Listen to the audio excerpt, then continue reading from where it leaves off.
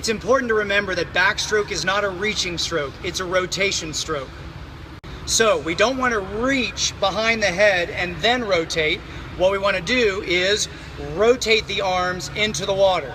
Rotate them in instead of reach, rotate. That way there won't be a delay in the stroke. In this next video, you're going to see Lauren working on her backstroke.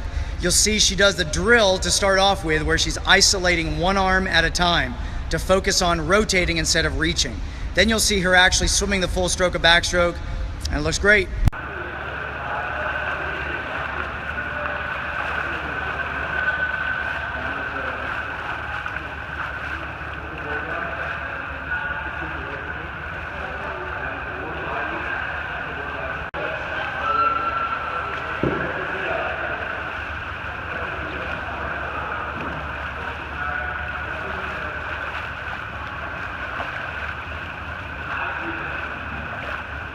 Sydney came in today for her second session, and we worked a lot on butterfly, specifically making sure we keep a steadier head position and making sure that we reach into that 11 position so the hips have time to get up to create some power.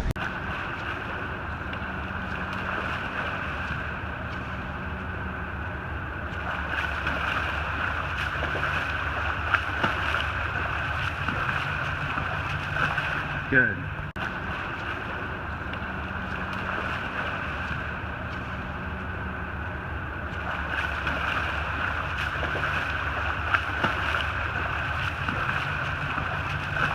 Good. Sam came in for his very first one-to-one session today, knocked it out of the park. Now, Sam is a really good butterflyer, but we worked on breaststroke because I really want his breaststroke to become much more like his butterfly.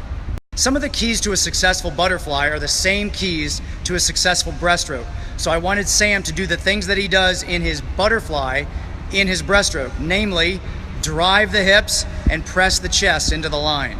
So here's Sam before we worked on his stroke. You'll notice that he doesn't really have a whole lot of hip drive, and he doesn't really press his head or his chest into the line. He's got a good body line, but it's just not as dynamic as his butterfly. Watch how much more dynamic this stroke is. He's driving the hips and diving into the line. I told him with each stroke to pretend like he was diving into the wall for a finish, and that really got the hips driving forward and the head pressing into the line. Good job. The final session today was with Troy, and we worked a lot on butterfly.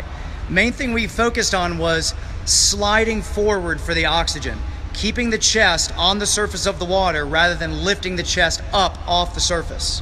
So just look at the difference here. On the left is Troy before we worked on the stroke. Look how high and how much he's working to get super high off the surface of the water. Whereas over on the right, he's just sliding forward for the oxygen. So much more efficient, so much faster. Great improvement, Troy. Keep sliding forward for that oxygen. Good stuff.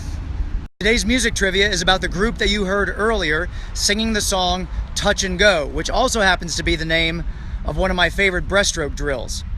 Can you name the band that back in 1980 sang that song, Touch and Go?